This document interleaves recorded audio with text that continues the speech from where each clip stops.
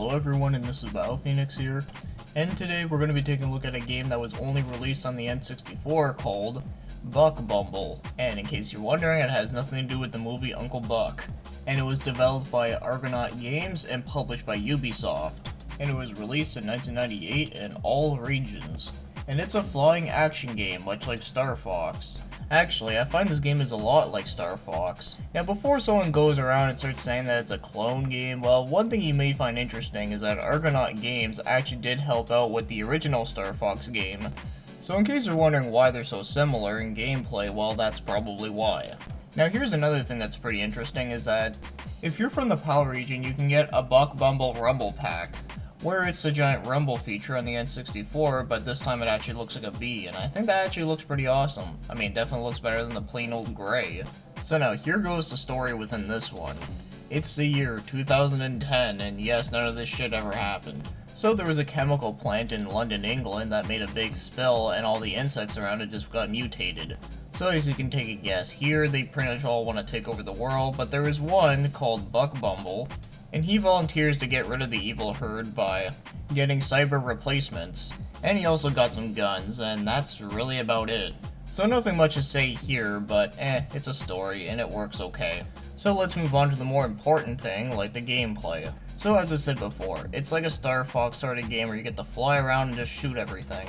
So every mission there's a different objective that you have to do. For an example, in the first level you have to kill every single enemy on the field. And there is a various amount of weapons that you can pick up, such as like a laser gun, you can get like a machine laser gun, you can get a rocket launcher, all that fun stuff. And you have a radar to know where the enemies are when you're close enough. And the levels, I'd say, are actually pretty huge for what they are. And lastly, there's points, but yeah, well, points, you know, they're just points. So that's all I have to say about the gameplay. It's actually very simple. And the game can be pretty challenging sometimes, but I'd say it's more fair than anything, so all I have to say here is that, yeah, it's actually kinda fun. So now, let's get moving on to the controls, and all I have to say here is that the controls are actually pretty good. So you accelerate using A, and then you move around with the analog stick. Pretty self-explanatory, and it works fine, and it does feel pretty smooth for the most part. And holding B is to brake, and if you brake long enough, you can actually stay in the same spot. And then Z is to shoot, L and R is to do a loop, and then using the D-pad is to switch weapons. It's all pretty easy to figure out and it does work fine and responsively. The only real complaint I do have with this game is that I do wish that this game had like some kind of barrel roll, although I guess the reason why they didn't have that is because Peppy's not here. It would have been a nice touch if they had it, but if they don't, well, it's not a huge deal, but it is something that would have been nice. But other than that, I find the controls are pretty good, and yes, even playing it on an N64 controller, it works fine. So now, let's get moving on to the graphics, and all I have to say here is that they actually do look okay. Now, the colors may not be the most, greatest thing ever, considering that everything kind of just looks like dirt, but it does suit the game because everything is all about bugs. So I don't have much complaints there, and I know there's one thing that a lot of people like to complain about within games around this time is the fog. And no, I'm not talking about the film from John Carpenter called The Fog, even though that was released in the 80s, but I'm referring to the draw distance, which is a pretty common issue at the time, but for here, I do find it is okay. It's not nearly as annoying as some other games that I've played. I mean, at least if you're about to crash into something, you do have enough time to turn away from the wall. So personally, I don't find that the fog ruins it, but it does look ugly, and as for the character designs, well, they're nothing too memorable, although I do find the Buck Bumble does look kinda cool, but that's it. So as for the graphics overall, I think they do look okay, but nothing too special. Now, as for the game's music, all I have to say here is that I really don't like it at all. So pretty much the entire OST is mostly techno/pop songs.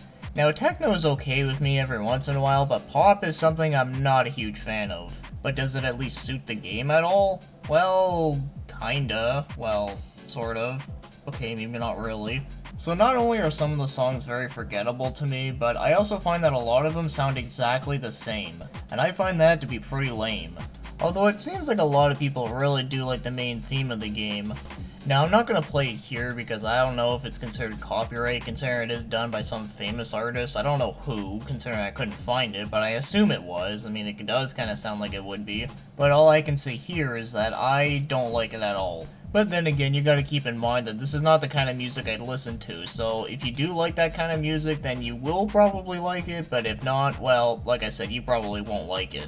But one thing that was pretty funny when I first played this game is that my reaction was pretty what the fuck when I first heard it. So anyways, overall the music, I really don't care for it much, and personally, I consider it to be the worst part of the game, but thankfully music doesn't totally kill it for me. And at least it's not the worst music I ever heard, it's just something I just don't really like.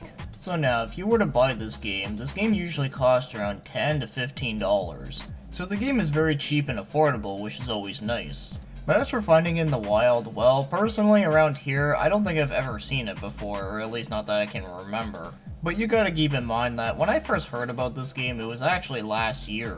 And how I heard of it was because my stepbrother gave it to me, along with a bunch of other games.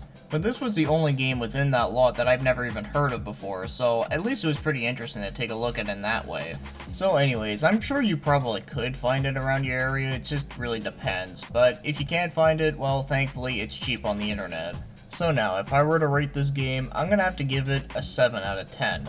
So I gotta admit, it was actually pretty surprising to know how fun this game was. Now, obviously, it's not nearly as good as any of the Star Fox games, but as the game alone, it's actually a pretty solid title. So it has an interesting setting, even if the story isn't the greatest thing ever. The gameplay and controls are pretty good. The graphics are alright, and the music, well, personally, I don't really like it at all, but that's just me. But of course, music is not a huge part of the game. But something I forgot to mention is that this game has multiplayer. Now, the reason why I never talked about the multiplayer in this game is because I never played it, and I never got an opportunity to have someone else play it with me. But from what I can tell, there's two different game modes. One of them is Dogfight, where you have to shoot at each other, and the other one is called Football, where you have to shoot a ball into a net. Or if you're from North America, it's called Soccer, because just so you know, Argonaut Games is a British company, so that's why they called it Football, because as you know, in Britain, soccer is called football, and then the football that you're thinking of is called American football.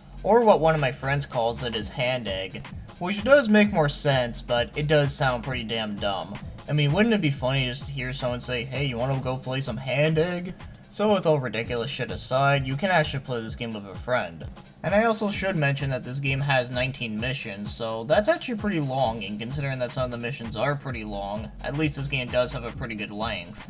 So that sums up Buck Bumble, and I have to admit, it's actually a pretty fun game. Obviously, it's not the best of its kind, but it's a pretty solid title nonetheless. And personally, I would consider this to be a hidden gem on the N64, mostly because the game was pretty fun, and most people don't even talk about it. Well, that's just if your definition of a hidden gem is the same as me, you know, if the game doesn't get talked about as much, and it also happens to be pretty fun. So that'll be the end of this review, so I hope you enjoyed it, thank you for watching and commenting.